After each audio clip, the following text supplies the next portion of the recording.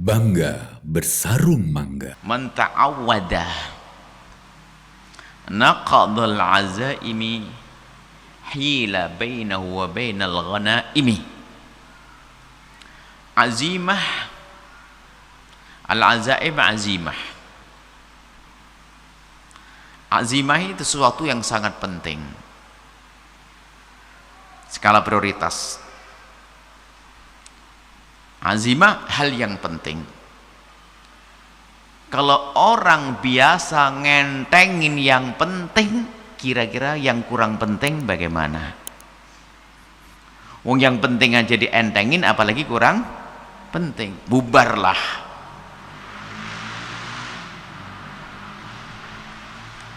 Ada peluang bisnis prospektif jelas, dahsyat. Dia males-malesan, apalagi yang meragukan. Model nggak maju orang begitu tuh. Maka dikatakan Imam Haddad, orang yang tidak bisa, orang yang gampang melupakan, naqd itu membatalkan, merusak. Man ta'awwada, barang siapa terbiasa naqdul azaimi, membatalkan, merusak, menggagalkan sesuatu yang sangat penting, hila bainahu wa bainal ghanaimi, maka akan terhalang orang tersebut dari mendapatkan keberuntungan yang banyak, kesuksesan. Nah kan sebetulnya kan gini loh logik sederhananya. Di saat longgar saja malas-malasan, apalagi di saat susah banyak alasan, kan gitu. Longgar malas-malasan, kalau sempit banyak alasan. Banyak duit aja pelit, apalagi duitnya pas-pasan, kan begitu. Orang yang berani meninggalkan sholat wajib, sholat sunnah mah enteng. Tapi kalau orang sudah istiqomah di dalam kesunahan, pasti wajibnya gitu. Maka memulailah kita dari cerdas tentang waktu, ada ngerti skala prioritas, apa yang didahulukan, apa yang paling utama di dalam urusan pekerjaan. Maka orang tersebutlah yang bakal mendapatkan ghanaim, keberuntungan yang banyak. Jadi kalau ingin mengerjakan sesuatu tuh utamakan yang lebih utama dulu. Sebetulnya ini berlaku bukan dalam urusan ibadah, dalam segalanya. Dalam segalanya. Kalau kita membiarkan yang lebih penting lalu kita ngambil yang kecil dulu, pada akhirnya kehilangan yang gede, kita nggak mendapatkan yang gede. Maka orang yang biasa melalaikan sesuatu yang besar, maka dia akan kehilangan keberuntungan yang besar. Yang biasa meninggalkan atau tidak memanfaatkan kesempatan untuk mendapatkan sesuatu yang besar, maka dia akan terhalang untuk mendapatkan satu keberuntungan yang besar. Dalam satu hadis dari Nabi, ikhtanim khamsan qabla khamsin, maka jaga atau dapatkan 5 sebelum datangnya 5. Jadi kalau masih sehat sebelum sakit, sebelum sakit. Kalau muda begini, belajarlah sebelum masa tua, belajar cepat lupa. Belum lagi kalau sudah tua kan banyak kesibukan, banyak permasalahan, banyak ini. Sehingga cerdas adalah di saat masa muda dia belajar dengan maksimal, berjuang dengan maksimal untuk di masa tuanya nanti. Baik, kalau kembali kepada hikmahnya Imam Haddad rahimahullah ta'ala, man ta'awwada naqdul azaim, kalau kita biasa membantalkan sesuatu yang agung, maka kita tidak akan mendapatkan kebaikan yang besar, keberuntungan yang besar. Sehingga kita ini diajari oleh Imam Haddad untuk menjadi orang cerdas di dalam mencermati segala sesuatu. Dan ini berlaku dalam urusan ibadah, urusan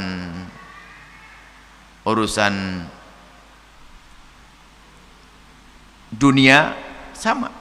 Urusan dunia, kalau orang cerdas dalam berbisnis misalnya, mau belanja barang, ada belanjaan barang ini, wah ini ada barang bagus, kalau saya beli ini saya jual, ini bakal beruntung. Ada yang lainnya kayaknya sih lumayan lah, tapi nggak seperti ini.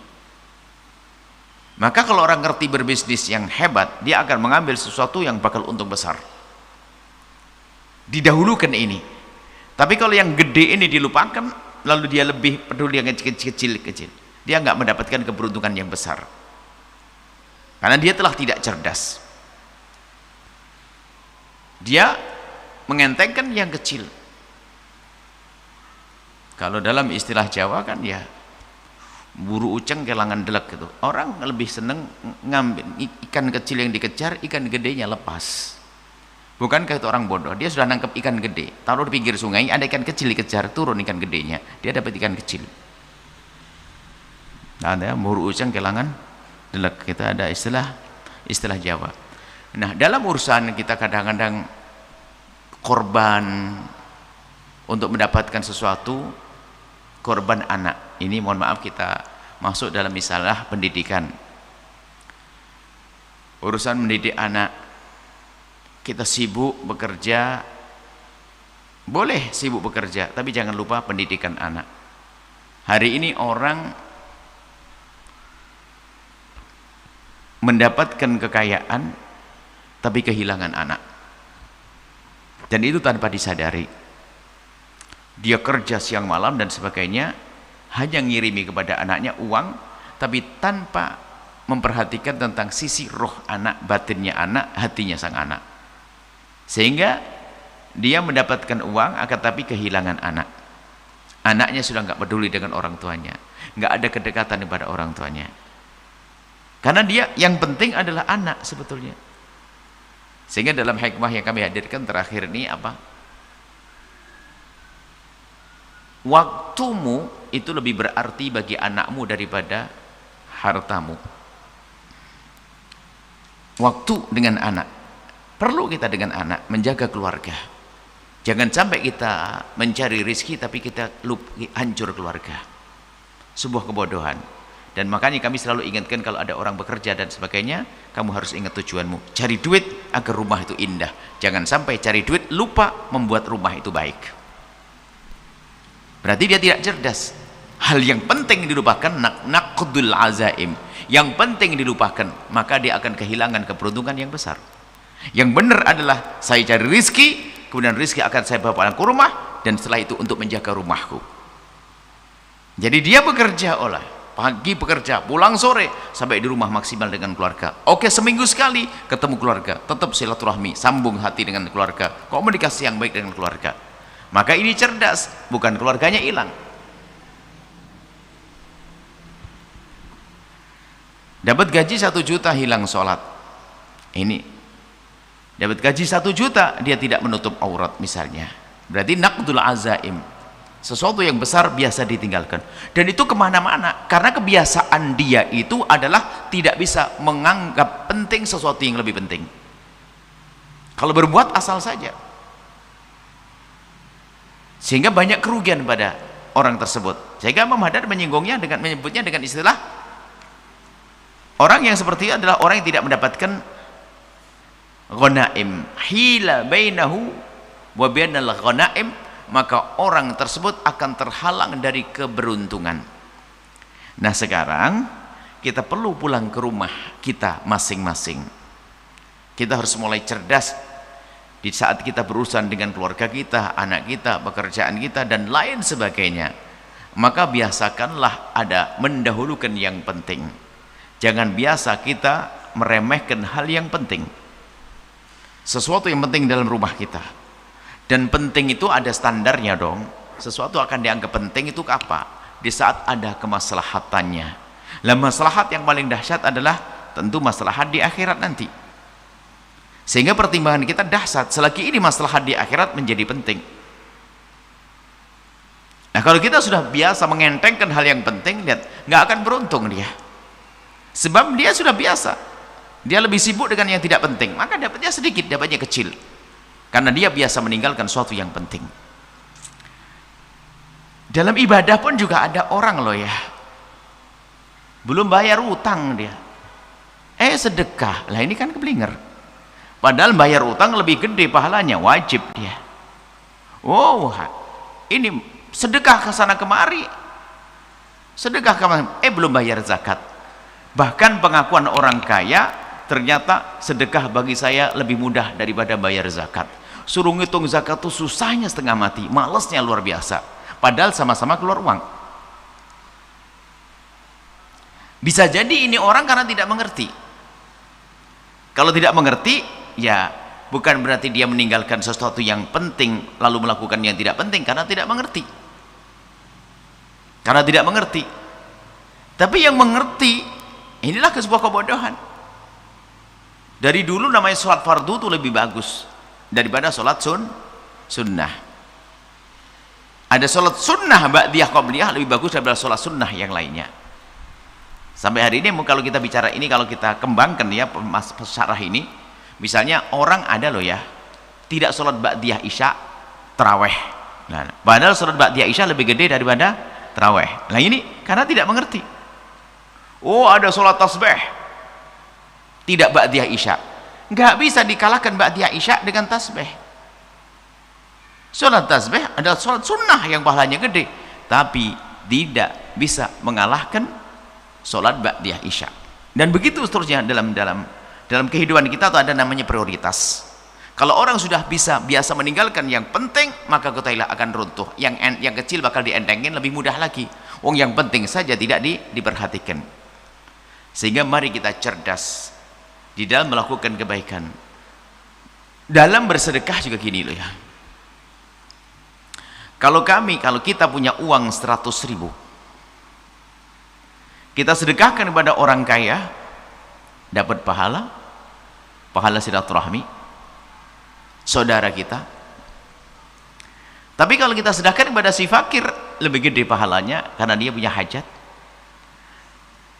Kemudian fakir yang saudara lebih gede pahalanya lagi. Sudah fakir saudara, silaturahmi, ada fakir. Sudah fakir saudara, sakit-sakitan lagi, lebih gede pahala. Nah, di hadapan kita tuh pilihan semacam ini.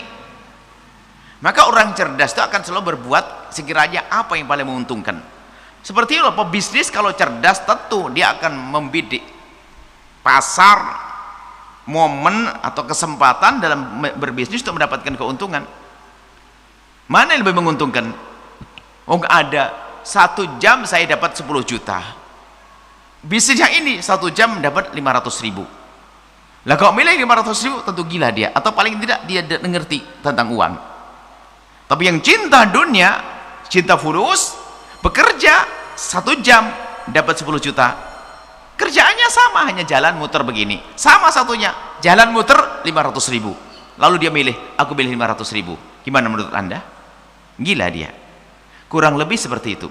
Jadi tidak biasa dengan berpikir cerdas, ngerti masalah prioritas mana yang harus kita dahulukan dalam hidup ini. Sehingga nanti dalam berbakti pun juga demikian. Ada loh orang bisa baik sama orang lain, sama ibunya kurang ajar hari ini. Oh, sama karyawannya, sama kliennya lemah lembut, sama istrinya serem. Ada loh orang bisa begitu. Ayo. Nah ini kebiasaan orang begitu. Kalau sama pelanggan jual beli, masuk senyumnya sampai serumah serem. Ibu-ibu lagi arisan renyahnya luar biasa, ketawa ketwi ke sana kemari, sama suaminya serem keluar taringnya. Aduh.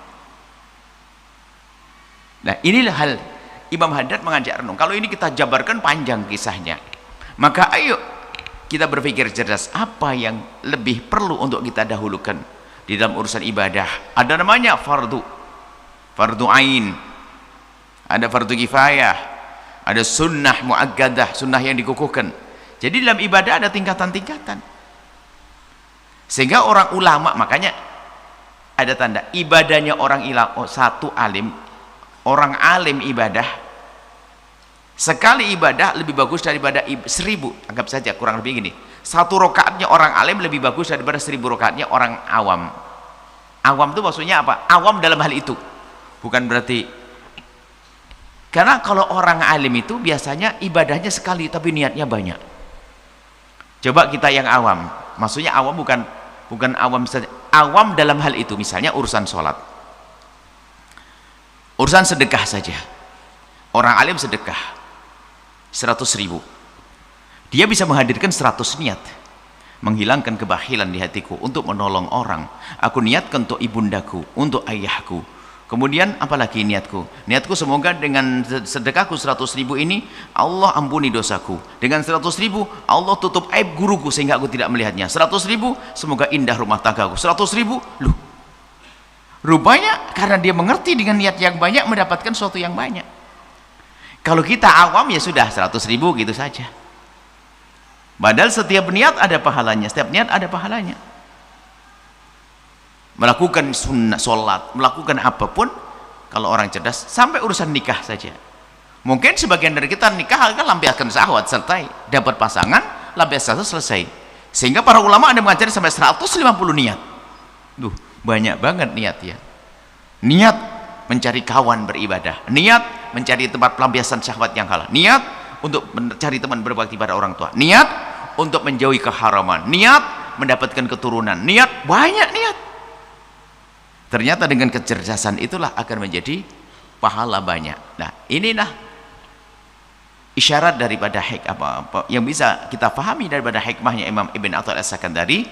Jangan kita tuh biasa ngentengin sesuatu yang penting. Kalau yang penting saja kita entengin, maka yang kecil akan mudah dientengkan. Kalau bisa sama ulama saja tidak hormat, apalagi sama orang biasa, gitu loh. Tapi kalau orang sudah bisa menghargai orang biasa, maka dengan ulama pasti bisa menghargai. Kalau kita bisa hormat memuliakan para ulama, pasti kita bisa muliakan Nabi, kan gitu. Nabi saja direndahkan, apalagi umatnya. Kurang lebih seperti itu. Ayo kita cerdas di dalam berderma. Mana yang lebih penting untuk Anda lakukan? Berbuat baik, mana yang lebih Anda utamakan dalam berbuat baik? Skala prioritas. Dalam berbakti, ada ibunda, ada ayahanda, ada istri, ada suami. Yang lain ntar dulu, ini kita utamakan. Anak, ada, mohon maaf, ini memang harus diperluas. Ada orang bisa membantu sana kemari, bantu duit, tapi biayai ponakannya tuh nggak bisa dia, karena bodohnya dia. Padahal membantu keponakannya jauh lebih penting. Karena apa? Ada hubungan kerabat. Ayo, dia sedekah bangun masjid miliaran, tapi anak ponakannya nggak bisa sekolah, nggak pernah dipikirkannya. Hawa nafsu dia berbuat baik, bukan karena Allah. Atau paling tidak dia bodoh tentang skala prioritas ini. Ada yang lebih penting untuk dilakukan. Maka ayo kita cerdas di dalam beramal, dalam segala amal. Kalau kita cerdas, ngerti mana yang lebih kita dahulukan, maka kita akan mendapatkan keberuntungan yang besar, kesuksesan. Wallahu a'lam bishawab.